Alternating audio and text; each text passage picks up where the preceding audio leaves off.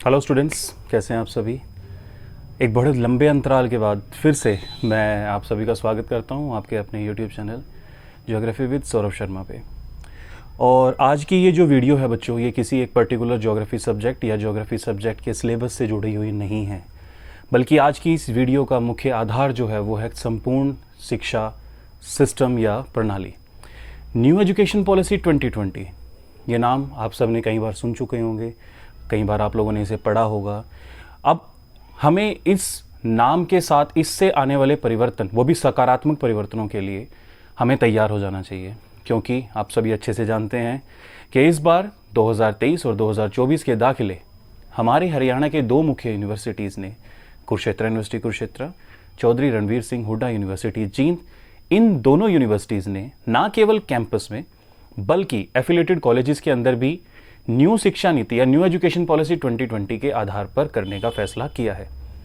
और इनके इस फैसले में हरियाणा सरकार, डिपार्टमेंट ऑफ हायर एजुकेशन के साथ साथ सभी एफिलेटेड कॉलेज, चाहे वो गवर्नमेंट हो, एडिड हो या फिर प्राइवेट, सकारात्मकता के साथ स्वीकार किया है। और आप सभी अच्छे से जानते हैं कि अब ये एक जो दौर चल रहा है, ये एडमिशन का दौर है, जिसके दाखिले department of higher education Haryana के द्वारा 19 जून 2023 से पहले जिसकी तिथि थी 28 जून 2023 तक थी, जिसे एक्सटेंड कर दिया गया है 7 जुलाई 2023 तक। तो ये जो दौर है बच्चों, ये दाखिले का दौर है। तो मुझे ऐसा लग रहा था कि जो परिवर्तन कॉलेजेस के सामने आए हैं, जिसे समझने में शायद महाविद्यालयों के प्रोफेसर लेक्चरर्स या अदर स्टाफ के लिए भी थोड़ा सा डिफिकल्ट रहा स्टार्टिंग में। अब धीरे धीरे जैसे जैसे हम इससे फेमिलियर हो रहे हैं, इसके ऊपर हमारा विजन जो है वो और क्लियर हो रहा है। तो मेरी ये कोशिश थी कि न्यू एजुकेशन पॉलिसी के बारे में आप सभी को एक बार थोड़ी छोटी बातों में अवगत कराऊं। बच्चों, 34 से 35 सालों के अंतराल के बाद हमारे शिक्षा प्रणाली, एजुकेशन सिस्टम के अंदर एक बहुत बड़ा परिवर्तन आया है। इससे पहले जो हमारी ट्रेडिशनल या ओल्ड एजुकेशन सिस्टम था, स्पेशली अगर मैं बात करूं हायर एजुकेशन के कंटेक्स्ट में, तो अब उसमें एक बहुत बड़ा परिवर्तन जो है वो हमारे सामने है। आज का ये जो परिवर्तन न्यू एजुकेशन पॉलिसी के अंदर किया गया है, ये परिवर्तन ध्यान में रखकर किया गया है बच्चों के करियर को लेकर, बच्चों की स्किल को लेकर, उनमें एबिलिटीज को एनहांस करने के लिए। स्पेशली बहुत सारी चीजें उसके अंदर एक डिसिप्लिन से दूसरे डिसिप्लिन मिक्स करके बच्चा जो पढ़ सकता था। मैं एक छोटा सा एग्जांपल आप लोगों के साथ शेयर करता हूं, फिर डायरेक्ट मैं आप लोगों को लेके चलूंगा वॉशर पर, जो कि कुरुक्षेत्र यूनिवर्सिटी कुरुक्षेत्र ने लॉन्च किया है। कुरुक्षेत्र यूनिवर्सिटी कुरुक्षेत्र ने पिछले साल अपने कैंपस के अंदर न्यू एजुकेशन पॉलिसी को लॉन्च कर दिया था, और इस बार एफिलेटेड कॉलेजेस के अंदर कर दिया है। मैं एक छोटा सा एग्जांपल के साथ समझाता हूं कि शिक्षा नीति है क्या। शिक्षा नीति के बारे में बहुत विस्तार से चर्चा होगी, ये एक वीडियो के अंदर कवर होने वाला सेगमेंट नहीं है, लेकिन मैं एक छोटा सा एग्जांपल लेता हूं। हम बात करते हैं जो हमारा रूटीन एग्जाम चलते हैं। सपोज अगर मैं सेंटर लेवल की बात करता हूं, एसएससी के अंदर क्या सब्जेक्ट कंटेंट हम यूज करते हैं? इंग्लिश पढ़ते हैं, हिंदी पढ़ते हैं, जीएस के बहुत सारे सेगमेंट या इंपॉर्टेंट जो हमारे सब्जेक्ट्स होते हैं, geography, history, pol science, economics, mathematics, science, इन सारे सब्जेक्ट्स को पढ़ते हैं, रीजनिंग पढ़ते हैं।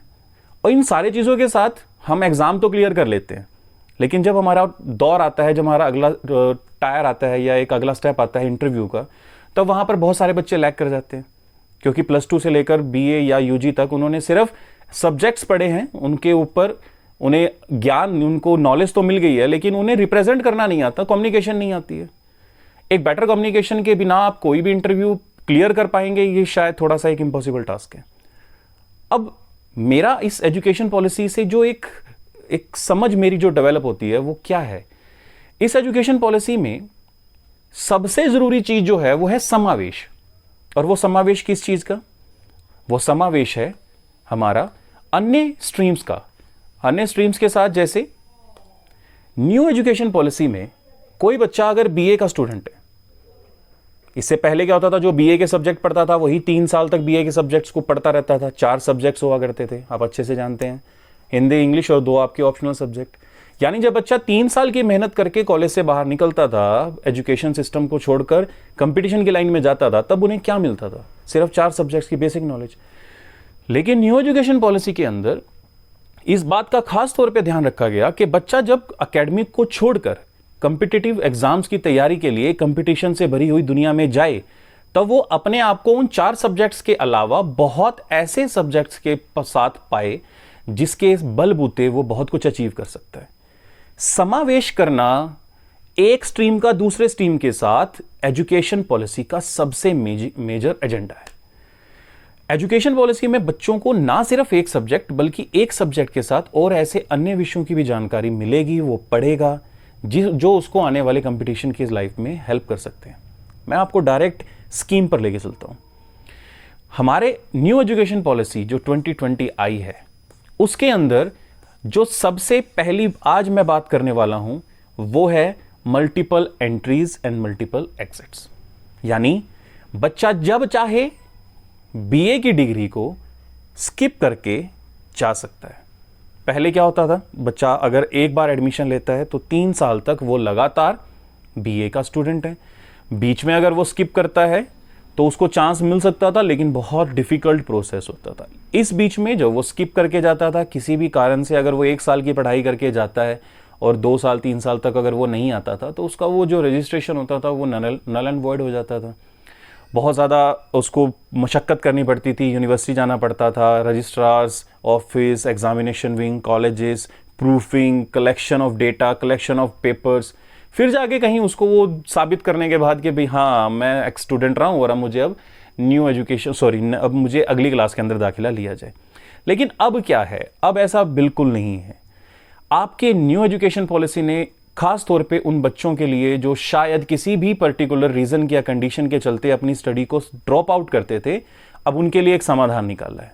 आज मैं पूरा एक जो आपका छोटा सा सेशन रहेगा वो हमारा इस वीडियो के ऊपर रहेगा, curriculum credit framework of Kurukshetra university Kurukshetra for under graduate program as per new education policy. ठीक है, तो ये हमारा जर्नल एक छोटा सा टॉपिक रहेगा। आज मैं इसी के बारे में आप लोगों से बात करूंगा। तो देखिए क्या है, सिंपल से तरीके से समझें इसे। मैं सिर्फ आपको ये समझाता हूं, उसके बाद मैं आगे चलूंगा आप लोगों के साथ। ठीक है, तो चलिए देखते हैं क्या है। UG multidisciplinary degree and program. तो मैं आप लोगों को एक चीज बता दूं, first of all new education policy ने कुछ कोर्सेज, कुछ जो हमारे बेसिक यूजी प्रोग्राम्स थे उनके नेम चेंज किए हैं। जैसे BA bachelor of arts remain same, bachelor of arts. हमारा जो दूसरा स्ट्रीम होता था बैचलर या बीएससी नॉन मेडिकल, उसका नाम चेंज करके इन्होंने कर दिया है बैचलर ऑफ लाइफ साइंसेस। ठीक है, उसके बाद जो फिजिकल साइंसेस, और जो हमारा दूसरा मेडिकल हुआ करता था उसे लाइफ साइंसेस के नाम से इन्होंने इंट्रोड्यूस कर दिया है। अब हम बात करते हैं multiple entry and multiple exits. देखिए सबसे पहले क्या लिखा हुआ है, यूजी डिसिप्लिन डिग्री प्रोग्राम। ये हमारे वो डिग्री प्रोग्राम्स हैं जिनके बारे में हम बात करने वाले हैं। UG certificate exit after first year, यानी कि कोई बच्चा अगर मान लीजिए बीए के किसी प्रोग्राम में दाखिला लेता है और वो 1 साल के बाद किसी पारिवारिक समस्या के चलते या किसी और अन्य करियर ओरिएंटेशन के चलते वो 1 साल के बाद स्टडी स्किप आउट करके किसी कंपटीशन लाइन के अंदर जाता है, तब उसे क्या होता था, पहले उसको बिल्कुल फर्स्ट ईयर बिल्कुल 0 हो जाती थी आफ्टर सम टाइम। लेकिन अब क्या रहेगा, अगर बच्चा 1 साल करने के बाद एक पर्टिकुलर कंडीशंस को फुलफिल करता है तो वो 1 साल के बाद एग्जिट कर सकता है। और जब वो 1 साल के बाद सभी कंडीशंस को फुलफिल करके एग्जिट करेगा तब उसे सर्टिफिकेट दिया जाएगा। यानी 1 साल के बाद बच्चा सर्टिफिकेट लेकर स्टडी को ड्रॉप आउट कर सकता है। लेकिन उसे अगर अपनी इस डिग्री को दोबारा रिकंटिन्यू करना हो तो 1 साल में जब वो सर्टिफिकेट लेकर निकलेगा उस समय से वो 3 साल के अंदर कम से कम अपनी डिग्री के अंदर दोबारा आ जाए। सपोज कोई बच्चा 2023 के अंदर दाखिला लेता है और 2023 के अंदर दाखिला लेने के बाद 24 में वो किसी कारण से अपनी सभी कंडीशंस को फुलफिल करके स्टडी ड्रॉप आउट कर देता है, तो 2024, 2025, 2026 यानी 24 से 25, 25 से 26, 26 से 27 यानी कि इन 3 सेमेस्टर या सेशंस के दौरान उन्हें दोबारा से अपनी इस यूजी प्रोग्राम को अडॉप्ट करना पड़ेगा, कंटिन्यू करना पड़ेगा। अगर वो नहीं कर पाएगा तो उसका ये सर्टिफिकेट नल एंड वॉइड हो जाएगा। सिर्फ सर्टिफिकेट की वैलिडेशन के साथ उसे अगर फिर दोबारा से अगर डिग्री यूजी की करनी होगी तो स्टार्टिंग से करनी पड़ेगी। एक यूजी डिग्री को कंप्लीट करने के लिए उन्हें 7 साल का टाइम मिलेगा, 7 ईयर्स, यानी कि 7 साल के अंदर वो अपनी डिग्री को कभी भी कंप्लीट कर सकता है। बात समझ गए मेरी बात? सिंपल, 1 साल के बाद वो छोड़ सकता है, लेकिन कुछ कंडीशंस है। वो कंडीशंस क्या है मैं लेटरली स्टेज पे वीडियो को आपको बताता रहूंगा। उसे मिलेगा यूजी सर्टिफिकेट। डन। देन अगर कोई बच्चा first year and second year continue करता है, सो यूजी मल्टीडिसिप्लिन सेकंड ईयर, अगर वो 2 साल तक कंप्लीट स्टडी एंड सभी जो उनके नॉर्म्स हैं हमारे यूजीसी के न्यू एजुकेशन पॉलिसी के, विच इज अगर वो फुलफिल करके डिग्री को बीच में ड्रॉप आउट करता है, जाता है, स्टडी छोड़ता है, तो फिर वही same condition there will be, जो है उसके बाद समय रहेगा उसके पास 3 साल का, उसको दोबारा रीजॉइन करनी पड़ेगी। ओवरऑल टाइम जो ड्यूरेशन है वो हमारी रहेगी 7 साल। ठीक है, तो 2 साल के बाद यदि कोई बच्चा ड्रॉप आउट करता है सभी कंडीशंस को फुलफिल करने के बाद, उसे मिलेगा डिप्लोमा। ठीक है, आफ्टर 2 ईयर, यानी वो 2 साल के बाद सभी कंडीशंस, सभी एग्जाम्स, सभी इंटर्नशिप्स को फुलफिल करने के बाद अगर वो छोड़ता है, सो ही और she will be awarded by the UG diploma, यानी कि अंडर ग्रेजुएट डिप्लोमा कंप्लीट। 2 साल हो गए, बच्चा जा सकता है किसी और कंपटीशन एग्जाम्स में, या वो पर्टिकुलर किसी और पारिवारिक समस्या के चलते छोड़ता है, तो उसको घबराने की जरूरत नहीं है, उसका डिप्लोमा उसके पास है। 3 साल के अंदर वो दोबारा से अपनी डिग्री को रिज्वाइन कर सकता है। अब आते हैं इसके 3rd ईयर पे। अगर कोई बच्चा यूजी को 3 साल में कंप्लीट करता है, तो जैसे कि पहले भी अवॉर्डेड होती थी, इसमें भी वही सेम पैटर्न रहेगा। After 3 year candidate will be awarded by the UG degree, यानी कि under graduate degree, after completion the 3 year complete. अब देखते हैं कि इसके अंदर आपको बेनिफिट्स क्या हैं। देखिए, बहुत सारे बच्चे क्या करते थे, +2 के बाद डिग्री छोड़ देते थे। क्या कहते थे कि सर क्या है, डिग्री हम ओपन या प्राइवेट कर लेंगे, ओपन प्राइवेट करने के बाद हम साथ साथ कोचिंग करते रहेंगे। Let me clear to you students, धीरे धीरे जैसे जैसे शिक्षा नीति के अंदर बदलाव आ रहे हैं, एजुकेशन सिस्टम में बदलाव आ रहे हैं, या प्राइवेट सेक्टर का हमारा जो प्रभाव बढ़ रहा है, तो उन चीज़ों में मैं आप लोगों को एक चीज़ क्लियर कर दूं। ये मैं आप लोगों को एक सलाह के रूप में दे रहा हूं, अगर आप चाहें तो उस चीज़ को आप ग्रैब कर सकते हैं। नहीं, मैं आपको बहुत सिंपल सी बात बताता हूं बच्चों, धीरे धीरे मैं आप लोगों को ये चीज़ क्लियर कर दूं। मेरी ये पूरी उम्मीद है और मेरी ये इंट्यूशंस हैं कि ऐसा होगा। जो हमारे वैकेंसीज 10th बेस हुआ करती थी, उनका क्राइटेरिया बढ़कर 12th बेस हो गया है। और बहुत जल्दी जब धीरे धीरे प्राइवेट सेक्टर का थोड़ा सा सर्कमस्टांसेस हमारे आसपास फैलेगा, या गवर्नमेंट सेक्टर को ये महसूस होगा कि अब कुछ ना कुछ तो करना पड़ेगा, क्योंकि तादाद बेरोजगारों की बहुत ज़्यादा होगी, उन्हें स्क्रूट करने के लिए, तो उनके पास सबसे बड़ा साधन क्या होगा, वो है इनकी डिग्रीज या फिर एजुकेशन। जो लोअर डिग्री एजुकेशन पे होगा उसे वो साइड में रखने की कोशिश कर सकते हैं, और जैसे जैसे अगर आप अच्छी डिग्री लेकर जाएंगे तो आप किसी भी सूरत में वहां किसी भी कंपटीशन से बाहर नहीं होंगे। तो मैं सिर्फ इतना कहूंगा कि जो 10th की इंपॉर्टेंस थी अब वो 12th हो चुकी है। जो अब 12th की है कुछ दिनों के बाद वो सिर्फ यूजी की रह जाएगी। ये न्यू एजुकेशन पॉलिसी का जो ये 3 साल का सेगमेंट है, जो मैंने समझा है अपने पर्सपेक्टिव से, जो आप लोगों को समझा रहा हूं, वो ये है कि अब आप +2 के बाद स्टडी ड्रॉप आउट मत कीजिए, अपने आप को रजिस्टर कीजिए, ज्यादा से ज्यादा रजिस्टर कीजिए अंडर ग्रेजुएट कोर्सेज में। इसमें आपको बेनिफिट्स हैं। अभी तो मैंने सिर्फ आपको यह बताया कि +2 के बाद कोई बच्चा सिर्फ +2 के बाद स्टडी छोड़ रहा है, कोई यूजी का 1 साल करने के बाद छोड़ रहा है, भले ही 1 साल का अंतर है, लेकिन सबसे बड़ा अंतर यूजी सर्टिफिकेट का है। और यूजी सर्टिफिकेट धीरे धीरे यूजी डिप्लोमा एंड उससे भी ज्यादा यूजी डिग्री की जो एक इंपॉर्टेंस है, वो आपको हर कंपटीशन एग्जाम्स की एसेंशियल क्वालिफिकेशन के अंदर दिखाई देने लग जाएगी। तो अब सिर्फ +2 मत रहिए, अब हो जाइए यूजी, एटलीस्ट यूजी सर्टिफिकेट, अगर थोड़ा समय और देन यूजी डिप्लोमा, और अगर और आप अच्छे से किसी चीज की तरफ आगे बढ़ रहे हैं तो उसके लिए यूजी डिग्री। ये चीज मेरी आप अच्छे से समझ लीजिएगा। अब स्टडी ड्रॉप मत कीजिएगा, किसी भी रूप में मत कीजिएगा। कोई 3 साल का बाउंडेशन आप लोगों के लिए नहीं रहेगा, लेकिन अगर आप स्टडी छोड़ना चाहें तब आपको बहुत सारे रास्ते दे दिए गए। सिंपल। मेरी बात समझ में आ रही है आप सभी को? आई होप कि ये पॉइंट मेरा आप लोगों के साथ क्लियर रहेगा। और अब मैं आप लोगों के साथ जो डिस्कस कर रहा हूं, विच इज यूजी सिंगल। देखिए, अभी तक मैंने आपको सिर्फ एक बताया है, और मैं अभी इसके जो दूसरे सेगमेंट्स हैं उनके बारे में डिस्कस नहीं करूंगा। UG single, major and degree programs, ये 3 तरह के डिग्री प्रोग्राम्स वी हैव, हमारे पास हैं तो 4, लेकिन अभी मैं यहां पर जो 3 सेगमेंट हैं उन्हीं के बारे में बात करने वाला हूं। ये हमारे डिसिप्लिन्स हैं बच्चों। डिसिप्लिन्स का मतलब जैसे मैंने पहले स्टार्टिंग वीडियो में बताया था कि अब बीए सिर्फ बीए नहीं है, अब बीए मल्टी डिसिप्लिन कोर्स है। मल्टी डिसिप्लिन का मतलब आप बीए के अंदर बीए के सब्जेक्ट्स के साथ साथ बीएससी के सब्जेक्ट्स भी पढ़ सकते हैं, नॉन मेडिकल, मेडिकल के सब्जेक्ट्स भी पढ़ सकते हैं। इसके साथ साथ आप पढ़ सकते हैं कॉमर्स के सब्जेक्ट, इसके साथ साथ computer science, bachelor of administration, ये सभी स्ट्रीम्स जो आप कॉलेजेस के अंदर पढ़ते थे, उनके बहुत सारे सब्जेक्ट्स आप अब बीए के अंदर पढ़ाई कर पाएंगे। ये फायदा आपको तब है। इसका एक छोटा सा बेनिफिट्स मैं और बताता हूं, उसके बाद मैं इस वीडियो को फिर स्टॉप करूंगा, क्योंकि ये बहुत लंबा वीडियो सेक्शन है। मैं चाह रहा हूं कि अगर आप लोगों का इसमें कुछ रिस्पॉन्स अच्छा मिलता है तो मैं आप लोगों के साथ फिर इसे आगे कंटिन्यू करूंगा। Okay, let me discuss the schedule of the exam admission, right. उसके बाद हम इस वीडियो को स्टॉप करेंगे।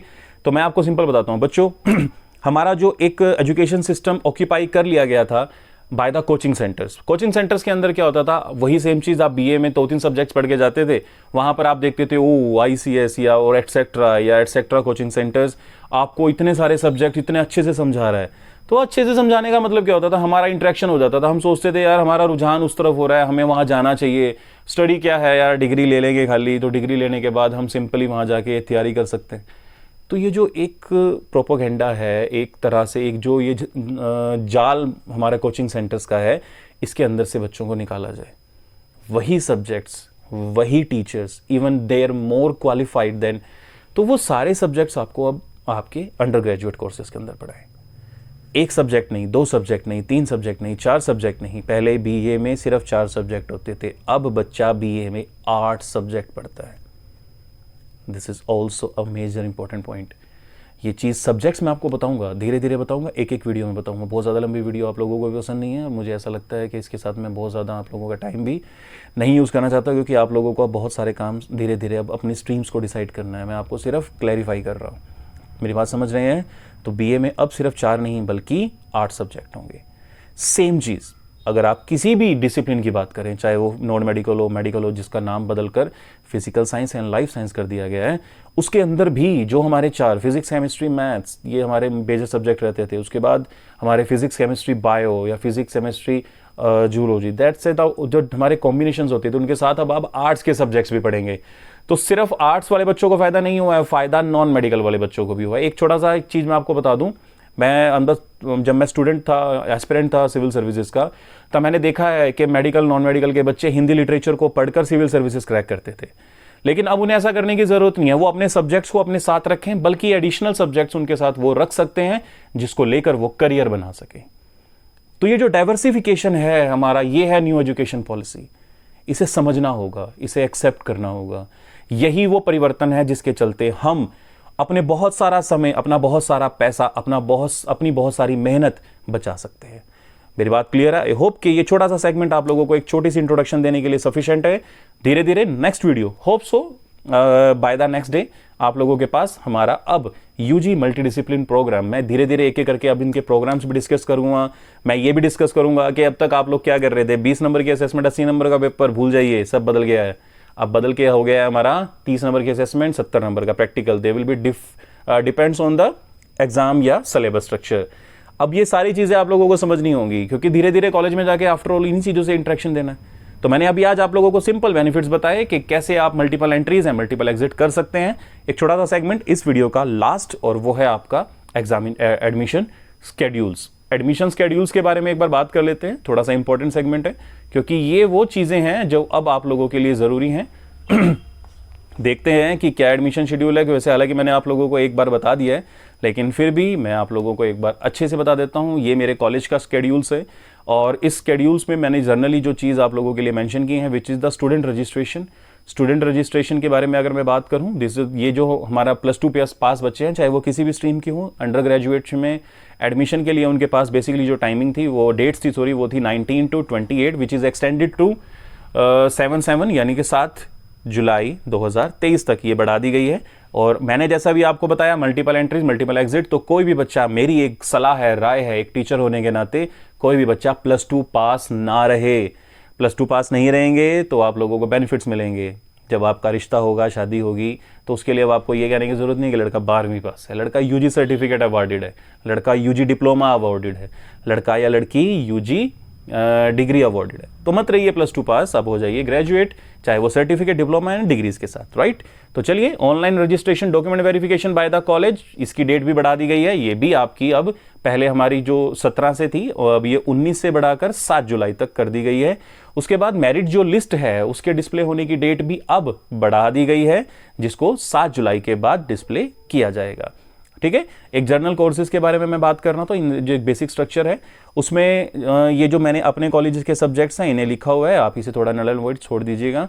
लेकिन फिर मैं बात करता हूं आपके पास अब रिक्वायरमेंट जो डॉक्यूमेंट्स की हैं वो क्या क्या है। ऑलरेडी बच्चों ने फॉर्म फिल कर दिया है, लेकिन अभी भी बहुत सारे बच्चों को थोड़ा सा परेशानी रहती है। लेट मी क्लियर, आपके पास आपकी डेट ऑफ बर्थ को वेरीफाई करने के लिए या जस्टिफाई करने के लिए जो सबसे जरूरी डॉक्यूमेंट है बच्चों, वो है 10th की टीएमसी। उसके अलावा family ID is also major conclusive document for the verify your date of birth.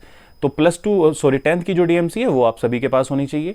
And 12th की मार्कशीट जो कि अभी कॉलेज स्कूल्स के अंदर नहीं आई है या आ गई है, अभी तक डिस्ट्रीब्यूट नहीं हुई है, इन दैट केस आपके पास जो आपके हरियाणा बोर्ड या सीबीएसई बोर्ड का रिजल्ट आउटलेट है, जिसके अंदर आपके स्कोर, आपका नाम, आपका फादर नेम, आपकी डेट ऑफ बर्थ और आपके अवार्ड जो मेंशन किए गए हैं, आप उसका स्क्रीनशॉट ले सकते हैं, use as a 12th equivalent diploma and certificate. Okay, उसके बाद आता है कैरेक्टर सर्टिफिकेट ऑल्सो। बहुत सारे स्कूल्स के अंदर जब तक डिग्री डीएमसी आप लोगों को नहीं मिलेगी तब तक आप लोगों को कैरेक्टर सर्टिफिकेट के लिए वेट करना पड़ेगा, but there is no mandation.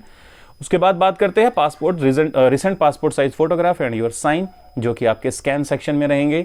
उसके बाद कास्ट सर्टिफिकेट इफ एप्लीकेबल, अगर आप कास्ट किसी पर्टिकुलर कास्ट से बिलोंग करते हैं, either you belong to BCA, BCB, SC, ST या डीएससी, तो इन सारे सब्जेक्ट, इन सारे जो हमारे कास्ट हैं, इनके सर्टिफिकेट्स आपके पास होने चाहिए।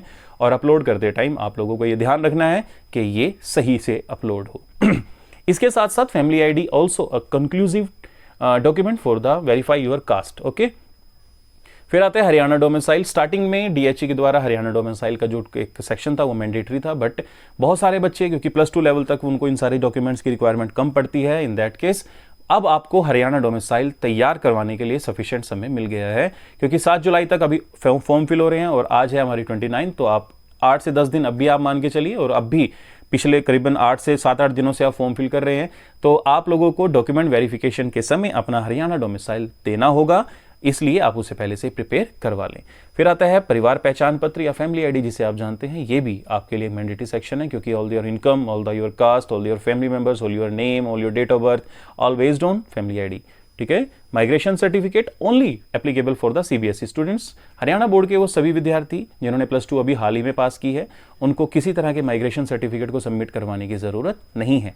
सीबीएसई बोर्ड के बच्चे इस बात का खास तौर पे ध्यान रखें कि जैसे ही आप अपनी डीएमसी कलेक्ट करने जाएं तो उसके साथ अपना माइग्रेशन सर्टिफिकेट भी श्योरली कलेक्ट करें, क्योंकि इसके एब्सेंस में यूनिवर्सिटी से आपका आरआर रजिस्ट्रेशन प्रोसेस होल्ड कर दिया जाता है। जैसे जैसे वो लेट होती है उसकी लेट फीस बढ़कर थाउजेंड्स में चली जाती है। ठीक है, तो उस पेनल्टी से बचने के लिए माइग्रेशन अपना कलेक्टिवली ध्यान से लें। Aadhaar card and the income certificate for the BC candidate, this is the major documents जो आप लोगों को रिक्वायर रहेंगे। और मेरे आप लोगों से फिर से एक बार रिकमेंडेशन, एक बार अपील, एक बार रिक्वेस्ट रहेगी कि कोई भी बच्चा +2 पास ना रहे, ज्यादा से ज्यादा बच्चे अब अपने आप को रजिस्टर करवाएं यूजी कोर्सेज एंड डिप्लोमाज में। टिल देन आई होप कि आज इस वीडियो के अंदर जो मैंने एक स्टार्टिंग की है, उस स्टार्टिंग को मैं बहुत एक कंक्लूसिव एंड तक लेके जाऊंगा। आप लोगों को बताऊंगा कि अब आपका बीए नहीं रहेगा, अब आपका बीएससी नहीं रहेगा, अब आपकी बीकॉम नहीं रहेगी। These streams will be diversify, और ये diversification they will be definitely help you in any manner of your life, like in competition, like in interview, like in any other where you go, where you want to achieve. So don't be just the student of +2 pass. Take the admission in UG. I will definitely answer your all the questions. Till then, thank you so much. Have a nice day.